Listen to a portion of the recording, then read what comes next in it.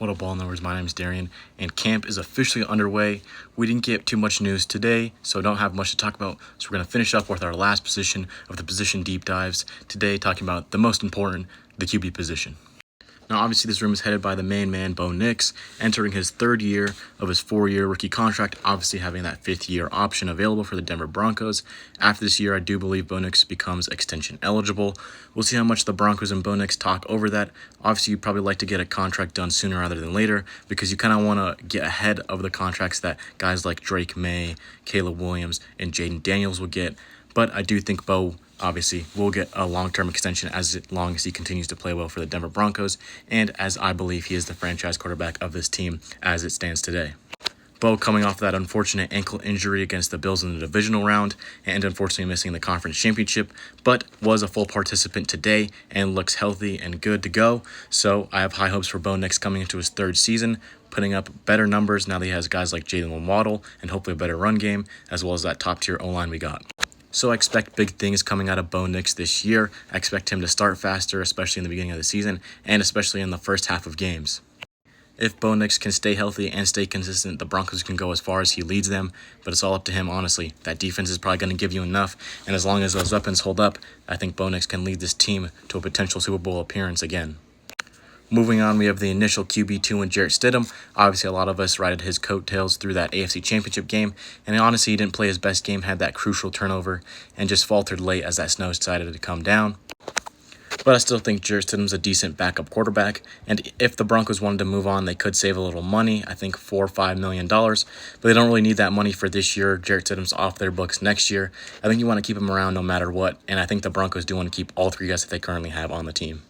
The thing with Jarrett Stidham is he's not really a stylistic fit next to Bo Nix. He's more of a pocket passer, stays in the pocket, runs the quick game, runs the ball a lot more with him under center.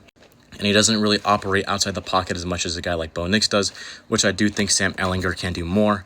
So while I do think he's the current QB2, if the Broncos were able to convince him to come back on the practice squad or something, I think that could be a possibility. But I do think he'll likely be the QB2 no matter what if they can get Sam Ehlinger on the practice squad.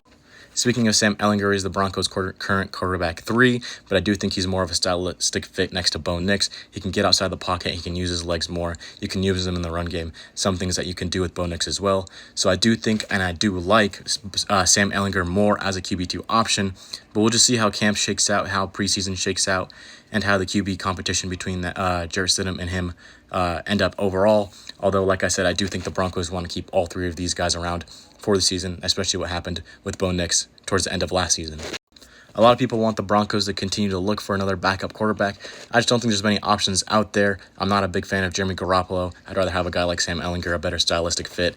And if Bo Nix, God forbid, ever went down, I think the Broncos would look elsewhere than that as well. Go for a swing, go for a guy who matches your current play style rather than a guy who's just going to sit in the pocket and maybe give you a below average play at best. Obviously, I have high hopes for this room due to Bo Nix being the Broncos QB1. And like I said, I'm more of a Sam Ehlinger guy over a Jarrett Stidham guy. So I'm interested to see how those guys play throughout the preseason. But I do think it's a fine room. Although after this year, I would like the Broncos to look for a more long-term backup quarterback if possible.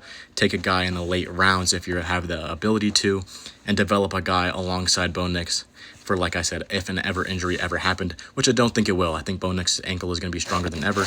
I know some doctors have said they have their worries, but his own surgeon said that after that cleanup procedure, he feels good about his ankle, and I think Bo does as well, getting stronger, and I don't think it's going to hinder his play at all this year.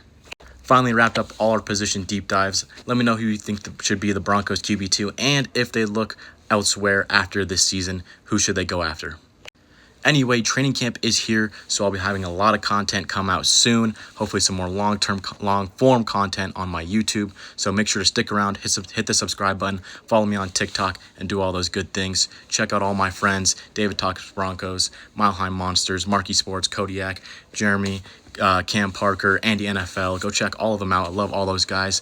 I'm lucky enough to go to one of the days at Broncos camp, so I'm literally looking forward to doing that with my guy Kodiak. And yeah, take it easy.